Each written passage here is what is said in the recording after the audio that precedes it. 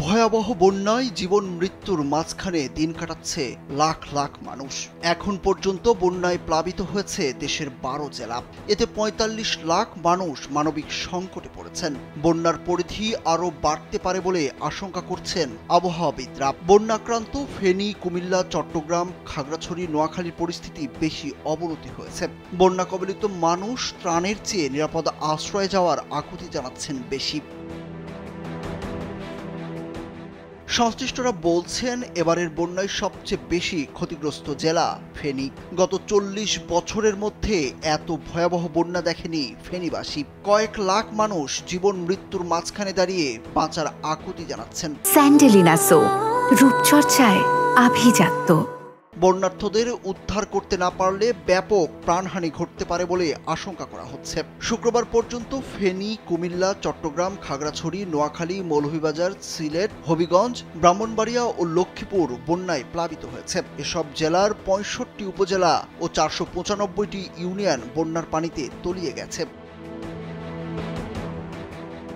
এদিকে পানিবন্দী ও ক্ষতিগ্রস্তদের আশ্রয়ের জন্য ৩,১৬০টি আশ্রয় কেন্দ্র খোলা হয়েছে। আশ্রয় কেন্দ্রগুলোতে ১,৮৮,৭৩৯ বন্যা দুর্গত মানুষ এবং ১৭,৮৪৮টি গবাদি পশুকে আশ্রয় দেওয়া হয়েছে।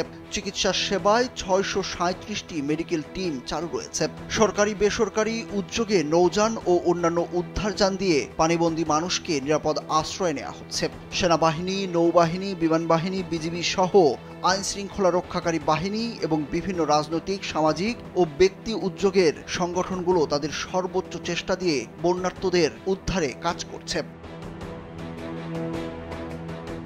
ভয়াবহ এই বন্যা প্রসঙ্গে কানাডিয়ার সাসকাচুয়ান বিশ্ববিদ্যালয়ের আবহাওয়া ও জলবায়ু বিষয়ে পিএইচডি গবেষক আবহাওয়াবিদ মোস্তফা কামাল পলাশ জানান, মৌসুমী লঘুচাপটি বাংলাদেশের ওপর স্থায়ী হয়ে আছে। বুধবার বিকেলেও এই লঘুচাপটি চট্টগ্রাম অংশে অবস্থান করছিল, যা পূর্ব দিকে অগ্রসর হচ্ছিল না। পলাশ আরও বলেন, বন্যার পেছনে ভারতের বাঁধ খুলে দেওয়া অন্যতম কারণ। ভারী বর্ষণে নদীগুলোর পানি বিপদসীমায় পৌঁছে যাওয়ায় ভারত বন্যার কবলে পড়েছে। প্রতি বছর ভারত বন্যায় আক্রান্ত হলেই তারা বাঁধ খুলে দেয়। এবছরও তারা কোথাও কোথাও বাঁধ খুলে দিয়েছে এবং কিছু জায়গায় অতিরিক্ত পানির কারণে বাঁধের গেটগুলো ভেঙে গেছে। সবচেয়ে বেশি বন্যা দুর্গত ৩ জেলা ফেনী, কুমিল্লা ও চট্টগ্রামের বন্যা পরিস্থিতি আগামী ২৪ ঘন্টায় উন্নতির আভাস দিয়েছে পানি উন্নয়ন বোর্ডের বন্যা পূর্বাভাস কেন্দ্র। শুক্রবার বিকেলে কেন্দ্রের কর্মকর্তা তারেক সিদ্দিকী বলেন, আগামী ২ থেকে ৩ দিনের মধ্যে ফেনী, কুমিল্লা ও চট্টগ্রামের বন্যা পরিস্থিতি স্বাভাবিক হতে শুরু করবে। এদিকে উত্তরাঞ্চলের জেলা লালমনিরহাটের তিস্তায় পানি প্রবাহ বিপদসীমার নিচ দিয়ে প্রবাহিত হলেও স্রোত থাকায় শুরু হয়েছে নদী ভাঙ্গন। পাউবোর নির্বাহী প্রকৌশলী সুনীল কুমার জানান, তিস্তায় বন্যার আশঙ্কা নেই, তবে পানির স্রোত বেশি থাকায় কয়েকটি পয়েন্টে ভাঙন দেখা দিয়েছে। ভাঙন কবলিত এলাকায় জিও ব্যাগ ফেলে ভাঙন রোধে চেষ্টা চলছে।